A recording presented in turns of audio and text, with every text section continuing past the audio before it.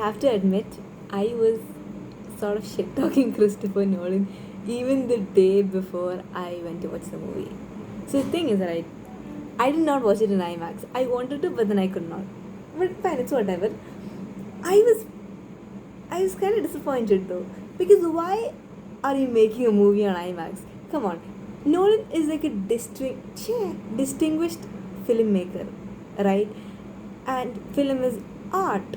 Art is political. Why are you doing this? Because art is for the masses, basically, and people are not able to access his movies because of this. But again, because OTT platforms are there now, it's kind of cool because later they will be able to see it, and even now you can go to normal theaters and see it, and it's fine, it's okay, you'll just get a better experience in an IMAX theater, right? But the thing is, I really wanted to see it in IMAX theater, and the thing is, so it's cool. Actually, I'm saying that I was kind of very off, off in the sense I saw Nolan in a bad light because of this earlier, before like a few days back, and it was more than that though. I mean, I was disappointed in myself as well because I saw Dune and Oppenheimer in IMAX theaters, and that time I had the privilege.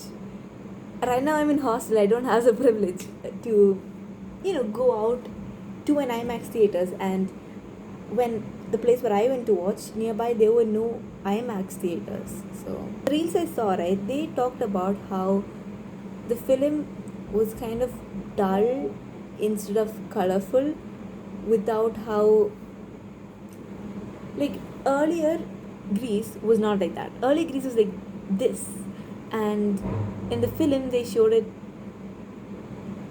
in a more colorless way. I heard a lot about the costume design, and this one is horrendous, and this is what I saw in most of the media, or like reels or videos that I saw.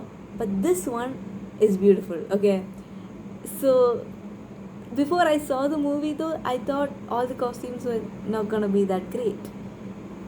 But then, I mean, I do feel like Circe's costume, Penelope's, I don't know if they were historically accurate, but then if they were, then I don't know, even Helen's costume actually, I believe Helen's could have been. I mean, she's Helen of Troy.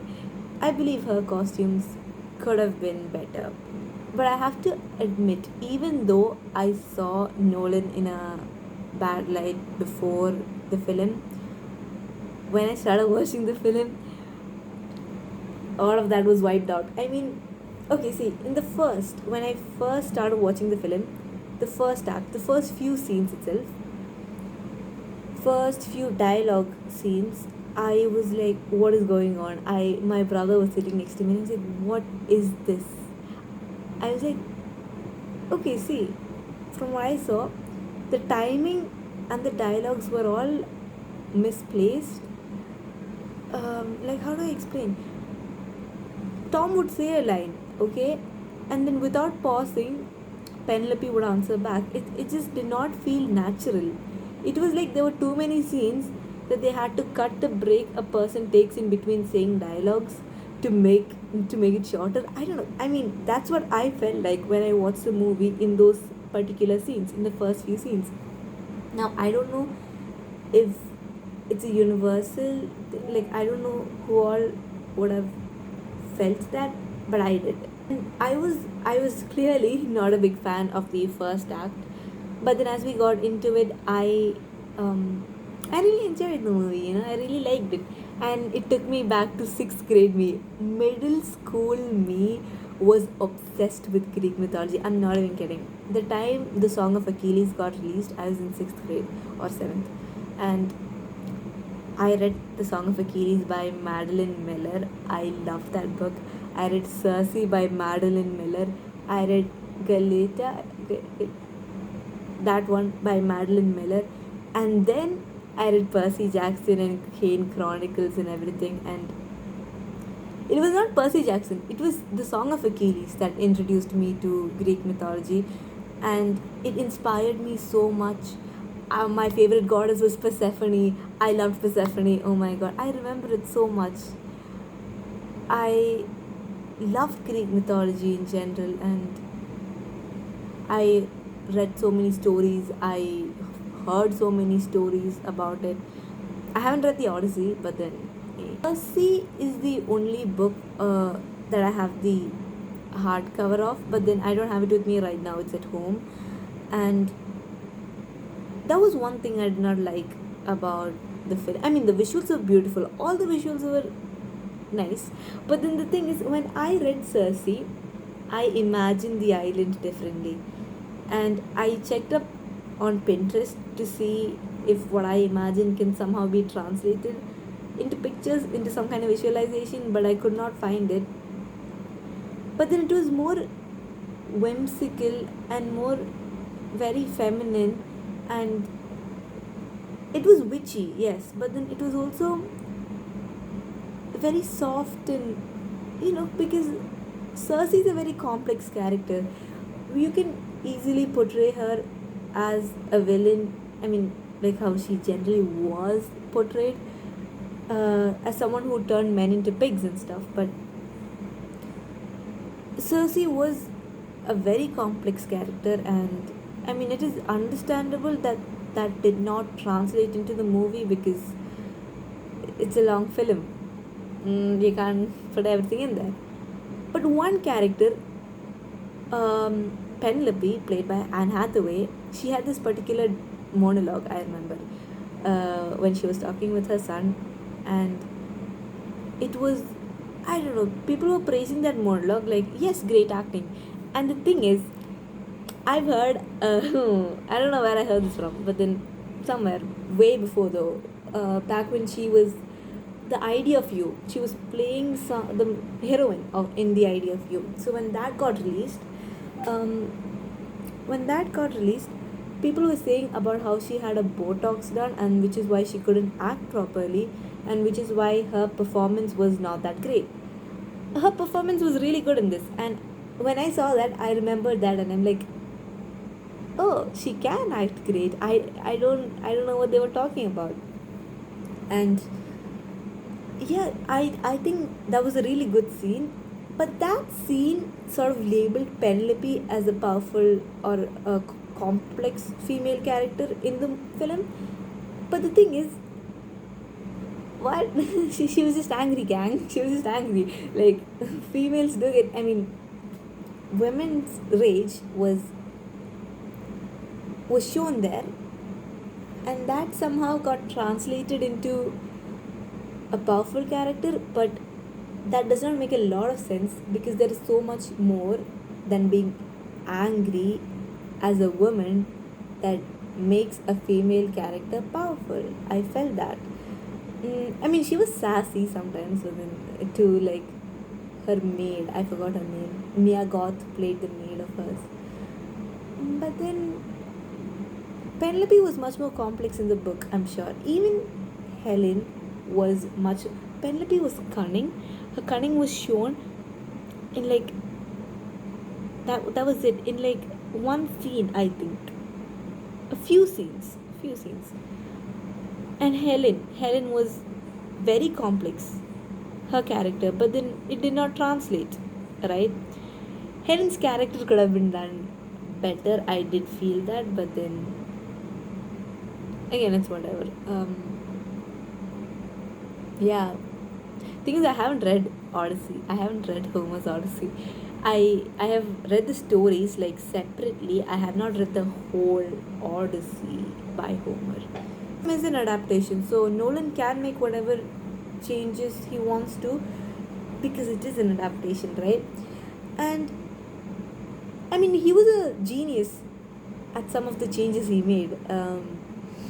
He was the scriptwriter as well as director for Odyssey, and I think having Athena, like the okay, spoiler warning. When a priestess got beheaded, Athena's statue also got beheaded at the same time in Troy, and Odysseus saw it, right?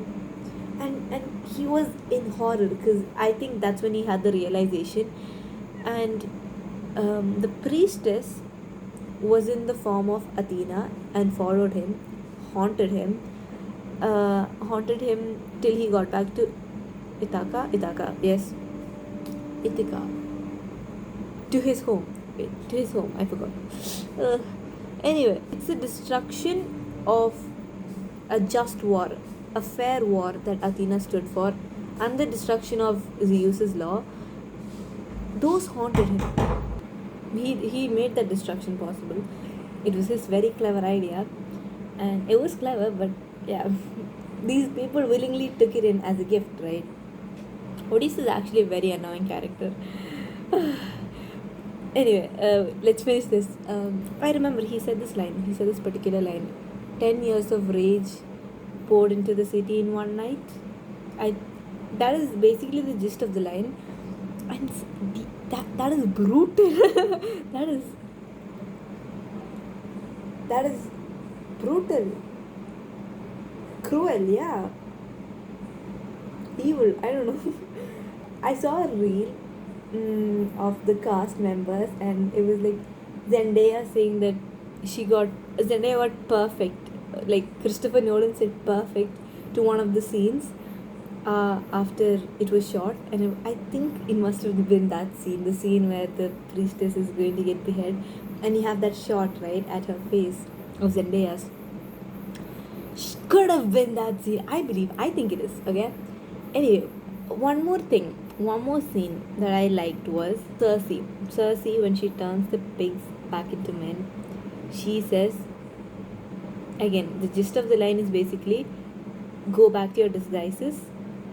From pigs to man, go back to your disguises, right? And that was not there in Homer's Odyssey. It was Christopher Nolan wrote it, that spell, and it was beautiful. It was so beautiful. Yeah, those are, I think, my favorite scenes, and like the adaptation, right? We were talking about that, the difference that he brought, that was mind blowing, really, really good. And my favorite character, when I was talking about Odysseus being annoying, I wanted to mention that I forgot his name, but that guy, I remember the actor's name, Himansh Patel or something.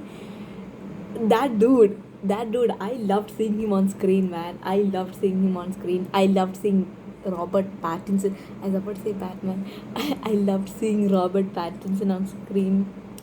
Get these beggars out of here. No, not good. But it was fun. I mean, you can always count on Robert. I think you can always count on Robert. Even Matt Damon did great. Robert Pattinson though, is again. Anne Hathaway, Tom.